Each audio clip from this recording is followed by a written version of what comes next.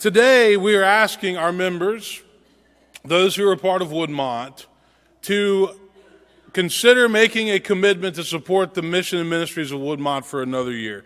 This is not for visitors. Of course, we never turn away your commitment cards if you turn them in. But this is for those who are part of this church to see the mission of Woodmont move forward for another year. Woodmont, and some of you know this, some of you don't. Woodmont was established in 1943. It was a church plant of Vine Street Christian Church when Vine Street was downtown. The first meeting was held at Woodmont School right down here off of Estes where Woodmont Park is now. This property was purchased later that year, 1943, had the mansion on it and the acreage that you see where the buildings are now. Frank Jawoda was called to be the first minister. He came from Mayfield, Kentucky in the summer of 1943, and he pastored for 30 years before he became the minister emeritus. This sanctuary was built and completed in 1949 and then dedicated that summer. And Dr. Jawoda stood in this very pulpit and he preached a sermon called The Open Door. And in that sermon he said, doing the will of God does not stop at raising money and constructing buildings. The building of Christian lives is the business of the church. And now for almost 73 years, Woodmont has been building Christian lives.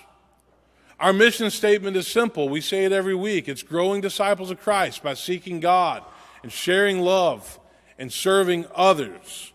Everything that we do at this church should fall under this mission statement. Our core values are clear. They're built around the word Woodmont. We want to be a welcoming church, always glad to have new people, want to make you feel like you're noticed, and we're glad that you're here. We are committed to outstanding worship, and we have 3 different worship options, 2 in the morning and 1 at night, and they're different. We are a church that is committed to outreach, and we have lots of different outreaches that we support and that we are committed to. We're made up of different traditions, different denominations. The Christian church is a melting pot of lots of different backgrounds, and we like it that way. We are passionate about mission and ministry, and we want to be a missional church where people use their spiritual gifts to go and serve and give back in this community to make a difference. We want to be a church that's on the move, not just staying the same, not just doing the same old thing, but innovative, creative, thinking outside of the box. We're nurturing. We nurture each other, and we pick each other up when life beats us down. And we're transforming. Ever since Frank Jawoda pastored this church has been about transformation, the transformation of Christian lives, and we must never stop changing and transforming lives. That's what we're called to do.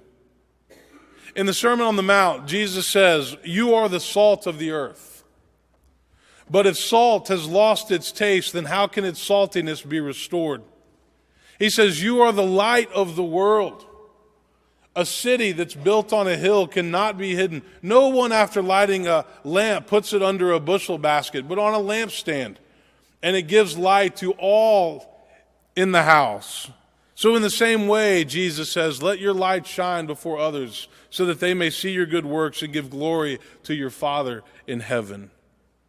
Jesus calls us to be salt and light, not just in what we say, but in how we live, in how we interact with each other.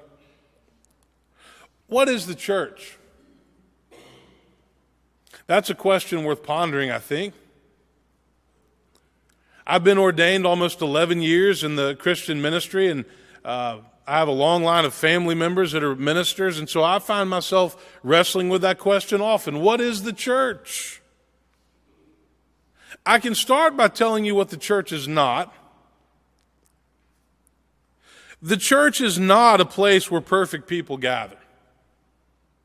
It's not a place where people come to pretend like they have it all together, like they're perfect and without flaw.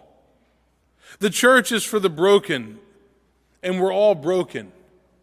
Jesus said, "Those who are well have no need of a physician, but those who are sick. I've come to call not the righteous, but sinners." So if you're broken, then you're in the right place. If you have it all together in your life, then I want to talk to you and find out how you've done that.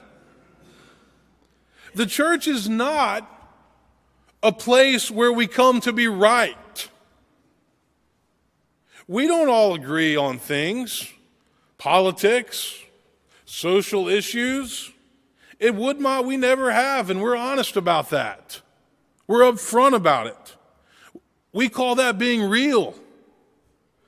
Fighting over social issues, whatever they might be for any church, can become a major distraction from the mission of the church. And it's not about who's right or who's wrong. It's about how we treat each other. Do we listen? Are we civil? Do we show respect and understanding? The church is not a place that just exists to serve you or serve me. Sure, we have great programs and great ministries and classes and music and sermons, but at the end of the day, the church is here to challenge all of us to go and serve the world and to spread the love of Jesus Christ into a world that is hurting, that is broken, that is in pain, to put our faith into action, to help those who are in need. So if these things are what the church is not, then what is the church? Dr. Dewoto once said, "This is the church of my dreams, a church of the warm-hearted, open-minded, adventurous spirit, a church of the people, a church that is high, low, and broad, as high as the ideals of Jesus, as low as the humblest person, as broad as the love of God, a working, worshiping, and saving church, a church that interprets truth in terms of the times, but that challenges times in terms of the truth, a church that inspires courage for this life and hope for the life to come, a church that is worthy of our best." I would say that the church is called to be the hands and feet of Jesus Christ in the world. We're called to live the way that he lived to the best of our ability. The church is called to heal because Jesus healed, to minister to those who are sick, who are grieving, who are lost, who are hungry, who are lonely, who have nowhere to turn in life. The church is called to love because Jesus loved. He said, "Love the Lord your God with all your heart, soul, mind, and strength, and love your neighbor as yourself." Even if you don't agree with them, even if they've hurt you, even if they've made you angry, do unto others as you would have them do unto you. That's not a bad way to live your life. The church is called to give comfort and hope because the world is a scary place and life is hard. Fear is everywhere. So is anxiety. But Jesus says, don't worry about your life. Don't worry about tomorrow. Today's trouble is enough for today. How true that is. The church is called to build bridges and to create peace because that's what Jesus did. The night before he was crucified, he prayed that all would be one so that the world might believe. We need more peace in this world. We need more peace in our relationships. In a world that constantly divides us and pits us against each other, the church is called to unite. And that's what we do at this table every week. There's enough division, there's enough hostility, there's enough resentment in our world. The church is called to be the opposite of that. The bottom line is the church is called to change lives and to change hearts. Changing lives is our business, and Woodmont changes lives every single day. Where do we see it? I see it in the faces of the preschoolers who come here for school every day to learn. I see it in the eyes of the children in Guatemala when we build their family a house so they don't have to live in a mud hut anymore. I see it in the people of Morgan Scott when we send a team to help with whatever it is that they need in those poor counties where they live in abject poverty. I see it on the food project truck when the hungry are fed a healthy meal. I see it in the hospital rooms when somebody is about to have surgery and a minister comes in to pray with them. I see it in the faces of our youth who are in a very difficult time in their lives and they need guidance and they need direction. I see it in people that show up for divorce care after their foundation has been ripped out from under them and they're trying to get their lives back together and move forward and they're scared to death and they're given hope. I see it in AA and Al-Anon. I see it in the lifelong friendships that are developed in this church through small groups and through classes and fellowship dinners. I see it in worship when a solo or a musical piece moves somebody to tears and you know that there's been a connection made. I see it in the outpouring of love that comes when somebody loses a spouse or when they find out that their spouse has been diagnosed with a terminal illness and they don't think they can make it on their own. I see it in the gratitude that comes when somebody who can't pay their bills gets a little bit of help from their church, which helps them to get by at a particular time in their lives. Lives are changed on a regular basis, inside and outside of these walls. God is at work in ways that we can never even begin to comprehend. Christ can transform hearts, and he does. And this community is essential in making that happen. Last Sunday, I lifted up the book that Jonathan Haidt wrote called The Happiness Hypothesis, where he raises that question: why do some people live lives full of zest and commitment and meaning, but others feel as though their lives are empty and pointless? Why do some people live lives that are full of zest and commitment and meaning, but other people feel as though their lives are empty or pointless? Have you ever pondered that question? Do you think about that? He explores the different theories of happiness. He says happiness, some people think, comes from getting and achieving, but it's always short-lived. Happiness comes from within. It's a decision you make to detach yourself from the outside world. The problem is we're social creatures. But lastly, he says happiness comes from between. Getting relationships right. With our family, with our spouse, with our friends, at work. And this happens in the church. Happiness and meaning comes from between. It comes in community. I've been reading another book by Andy Stanley, minister in Atlanta. The book is called Enemies of the Heart.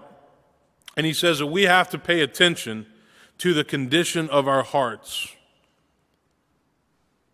And he says there's 4 things, at least that he identifies, that are enemies of the heart. And I'm going to spend the month of May talking about what I'm going to call matters of the heart.